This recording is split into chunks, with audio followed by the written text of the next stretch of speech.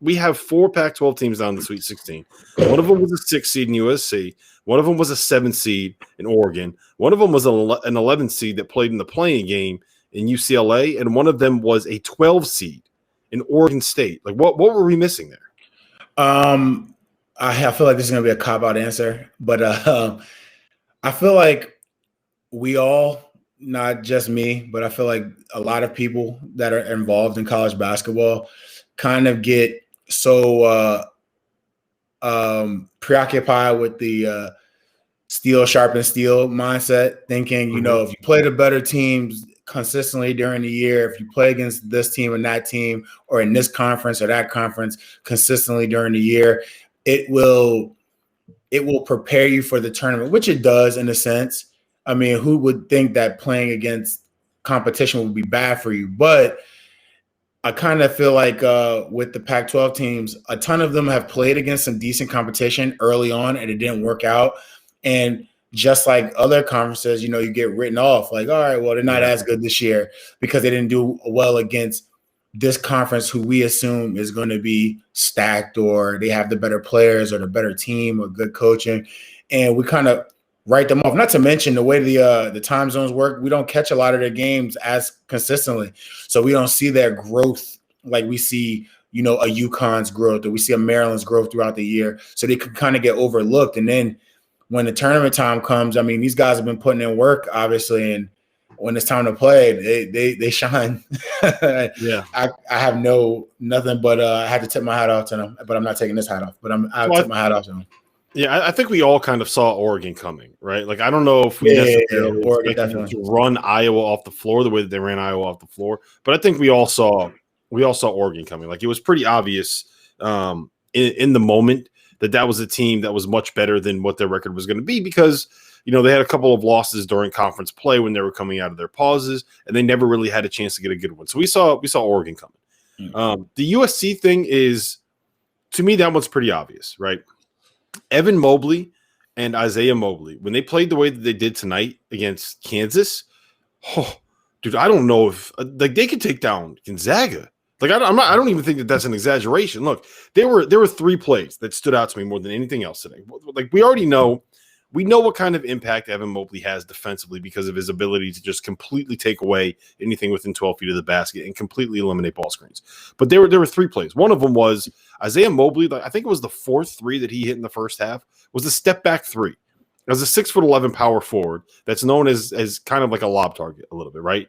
So he hits a step back 3. In the second half, I think it was the 3rd possession of the half, Evan Mobley grabs a defensive rebound, brings it all the way down the court, dribbles into the paint, turns around, dribbles into a post-up, has David McCormick on his back, waits until the help comes to him, and then just kicks it out to a wide-open three-point shooter for USC. Bang.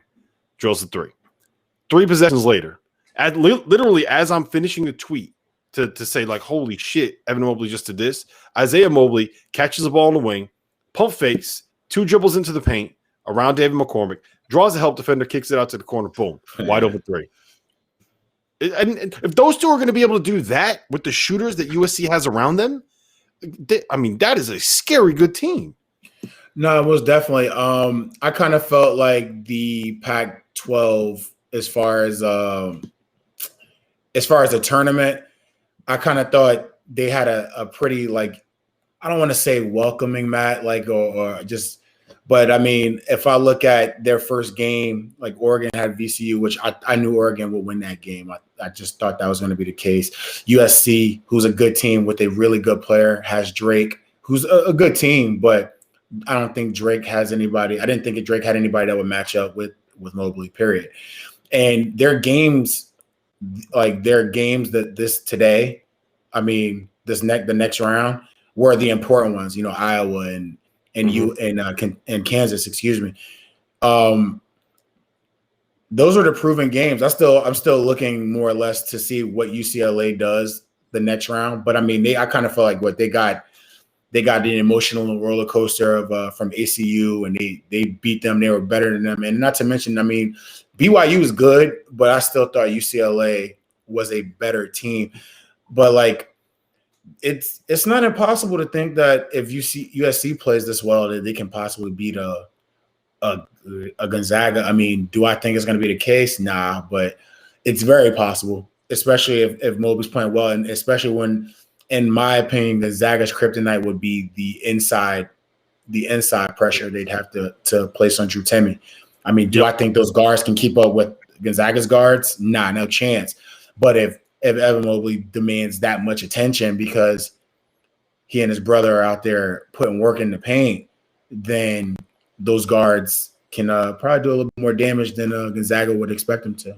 Yeah, I mean, the big thing would be that you still have to get past Oregon, who has been awesome, right? I mean, geez, bro. the reason why that matchup, like the reason why they could give Gonzaga a lot of trouble is that, like, Gonzaga runs a continuity ball screen, which basically means all they want to do offensively is get their guards coming downhill off of ball screens, get Timme rolling to the basket and trying to find him on post steals. And what Evan Mobley can do is, one, take away Drew Timme's post steals because he's so long.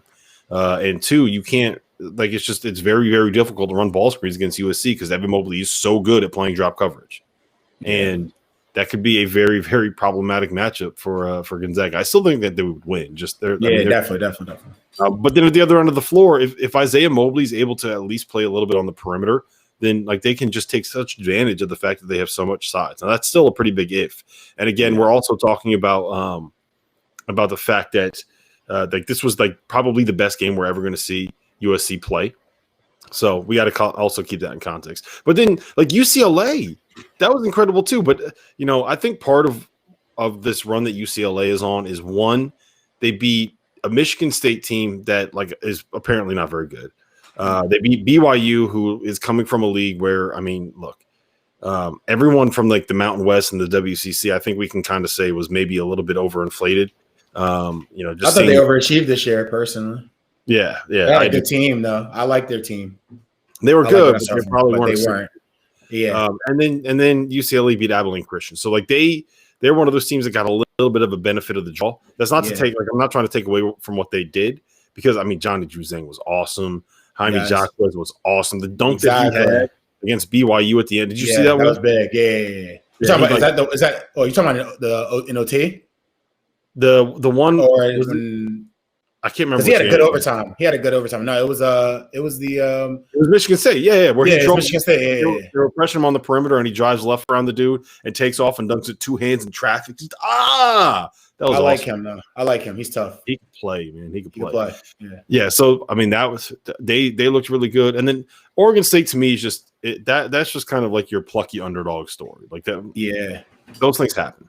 They matched up well with a bad Tennessee team. They played really confident against an Oklahoma State team that just was atrocious. Oklahoma State made so many bad decisions. We'll get into